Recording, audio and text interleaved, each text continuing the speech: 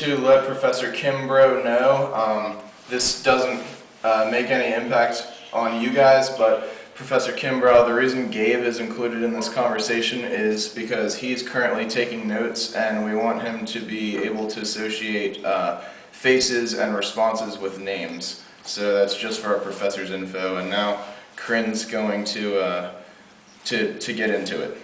Okay, so the goal of the focus group is to better understand the process that women go through when choosing healthcare assistance for their parents or loved ones, as well as what they value in these services. And I'd like to go over a few ground rules before we begin. We would love to have everyone participate and share their thoughts, and I may call on you if I haven't heard from you in a while. There are no right or wrong answers, and every person's experiences and opinions are important. Please speak up whether you agree or disagree. This group is completely anonymous, and we want you to feel comfortable sharing sensitive issues or experiences that may arise. And once again, we'll be taping it for our reference only, and we won't be using your names in our report. It'll be completely anonymous. So starting with our first question, has anyone had to find assistance for their parents through home health, assisted living, or hospice? Or any of the... I have. You have?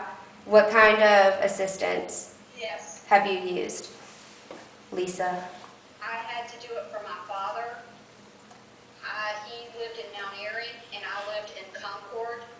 So we had to have some long-term health, he had some long-term health issues. Had to have care 24/7, and he refused to go into a nursing home. So we found in-home assistance. What process did you go through to find that care for him?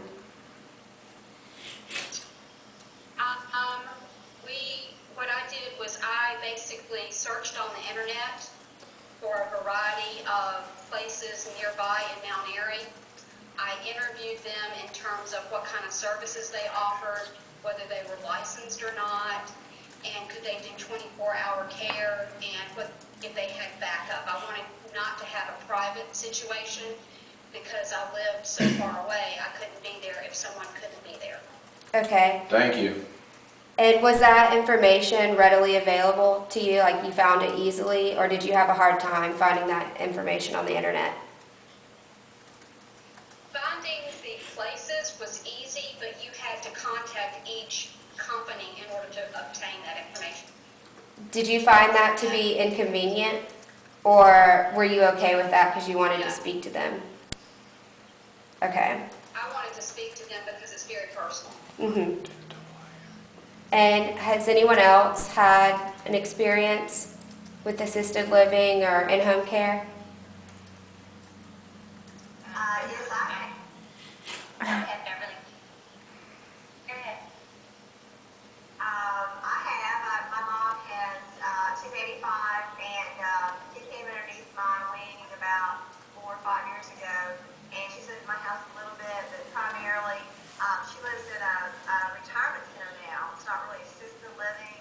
However, we do have layering care there, and they allow that. They allow people to come in, outside sources, whether it be a company or just private care to come in. And how was the process picking the assisted living?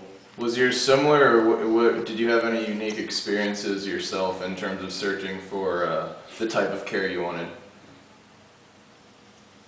Well, I would literally go to each place because, yeah, you want to, have boots on the ground, so to speak, see what kind of environment's there, see if it's clean, if it's up to date, decor. Not that it has to be a beautiful decor, but just so it's bright, cheerful, and place you want to live, spend your time.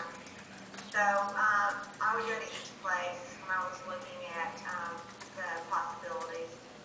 But it does get very confusing because some places offer continuing care, and there's different levels of care, and you're trying to predict the future, which you obviously can't do. So there's different prices, and there's you pay by the month or you buy in. There's monthly fees. So